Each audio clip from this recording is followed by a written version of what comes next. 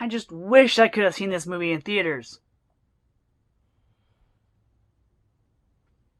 On second thought, I renounce my wish. Hey guys, Matt here. This is my review of Wonder Woman 1984. This movie is directed by Patty Jenkins, who directed the previous Wonder Woman film. This movie stars Gal Gadot, Pedro Pascal, and Kristen Wiig. As the title suggests, the year is 1984. Everything's bright, colorful, and saturated. Except for Diana Prince. She's still longing for her love, Steve Trevor, from World War I. She meets a new geologist named Barbara, played by Kristen Wiig, and a TV personality / oil man named Maxwell Lord, played by Pedro Pascal.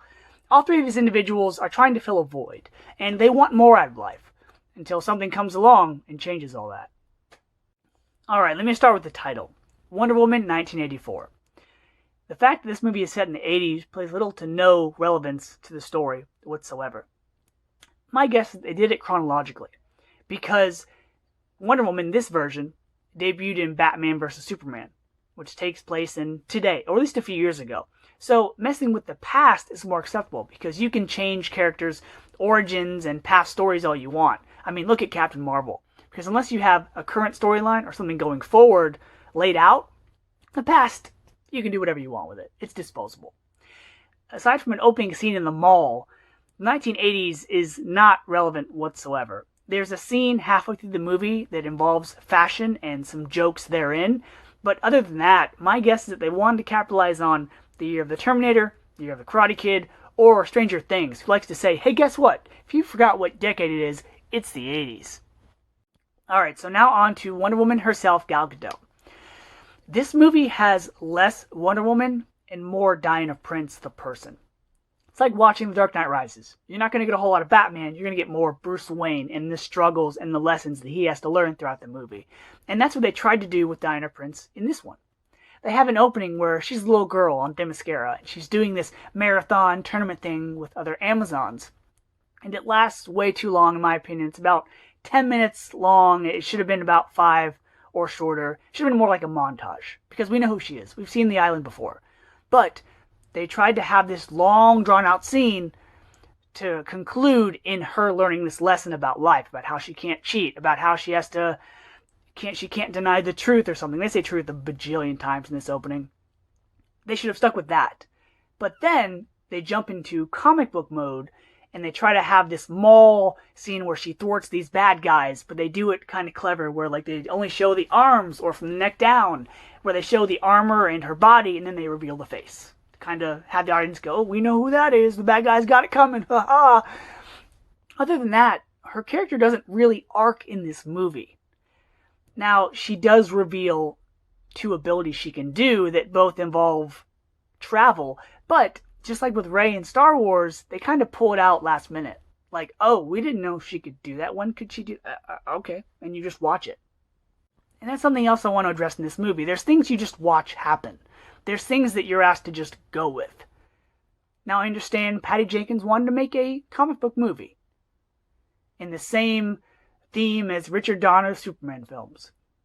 But there's making comic book film that's cheesy and fun the right way, with things that are practical and things that establish and follow the rules of the universe you set up. Or there's things that are just cheesy and all over the place and silly, and it's kind of like, okay, the character's better than that, but they don't acknowledge that and they ignore all the rules you've just established. They wanted to do Superman 2, but instead we got something more akin to Superman 3. Now, on to the next character, Pedro Pascal as Maxwell Lord. If you know anything about Maxwell Lord in the comics, his ability is mind control. There's some pretty interesting storylines with him and Wonder Woman. He was the reason I wanted to see this movie.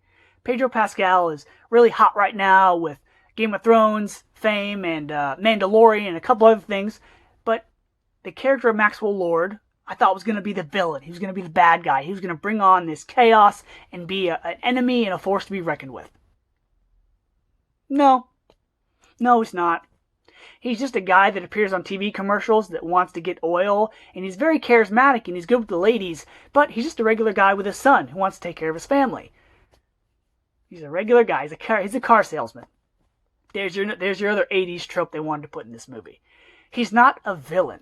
He's a character that wants to do something good, but his means of doing it aren't the best. And that's kind of tying into the other characters in the film. Is they want something, so they do things that are maybe a little unethical or maybe a little selfish to get what they want. Because this is the 80s. Everything has to be lighthearted and fluffy and positive. You can't have your villain be evil, maniacal, sadistic, and cruel, even though in the first film, Diana Prince fought Ares, the god of war, during World War I, one of this nation and the entire world's darkest times. No! You've got to have it be positive and have it be about characters that learn lessons and tales of morality. Speaking of tales, let me talk to you about the villain in this movie. Or should I say, the antagonist, or the character that's in this movie that's supposed to be the bad guy. Wonder Woman's arch rival, her name is Cheetah. She's a woman, she's half woman, half cheetah, and she's on par with Wonder Woman as far as the mentality of fighting and being aggressive, but also physically she's there. So they cast Kristen Wiig. Now I like Kristen Wiig, she's very funny. She's great in Bridesmaids, she's from Saturday Night Live and the 2016 version of Ghostbusters. She's not very physical. But what they decided to do with her is they decided to take her character and they decided to have her be this lonely, nerdy girl that no one notices or appreciates, that wears glasses. If you've seen this before in Batman Returns, Batman Forever, or The Amazing Spider-Man 2, please stop me. But as soon as she comes in contact with something that she wants, the glasses come off, she becomes more attractive, she becomes more egotistical and positive and full of herself, and everyone notices her. But she's not a bad guy. The two bad guys in this film aren't that. They're just people that are misunderstood.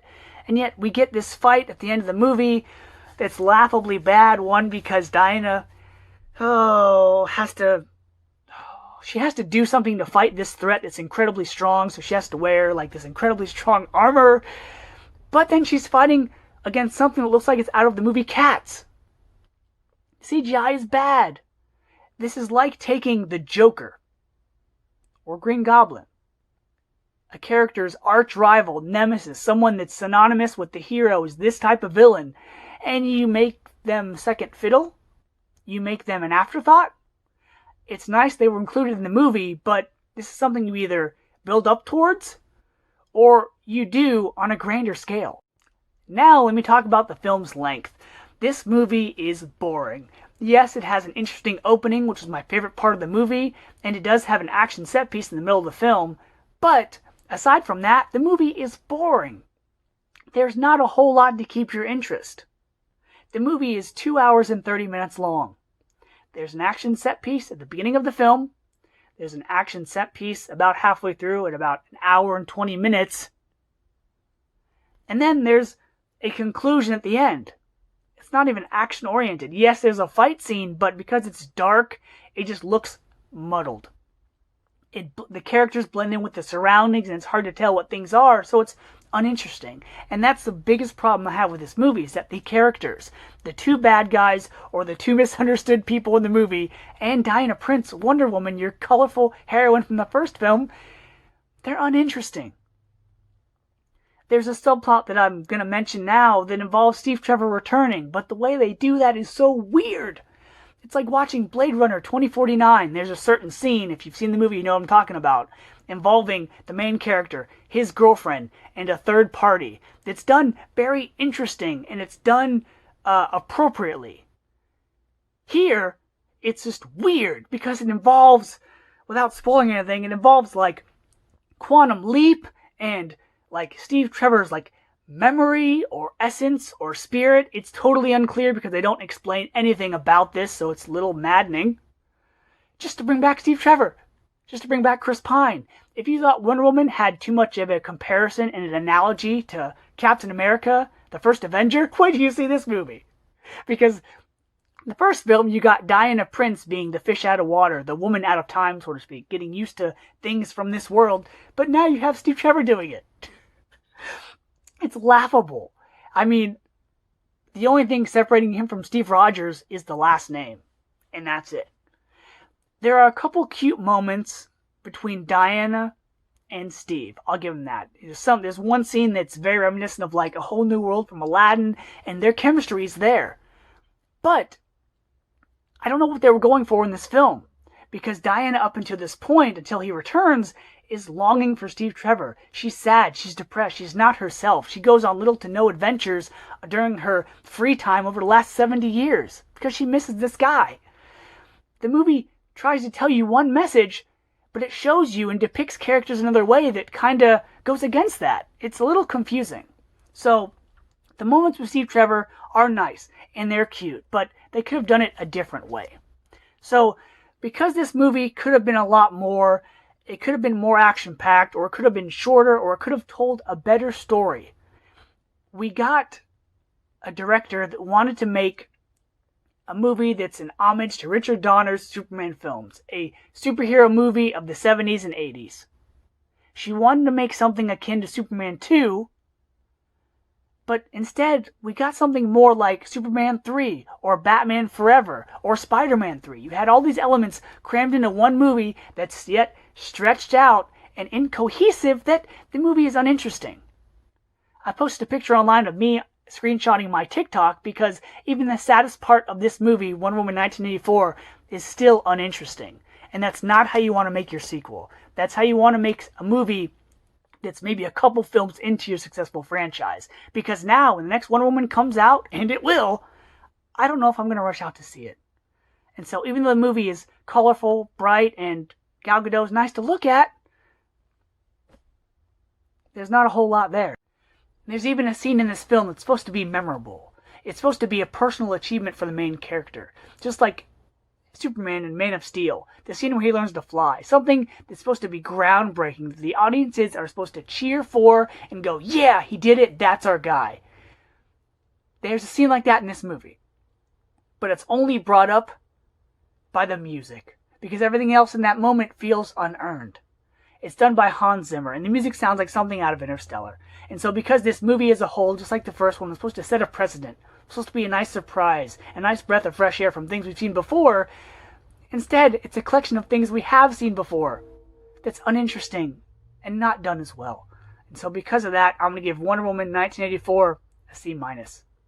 So until next time, guys, see ya.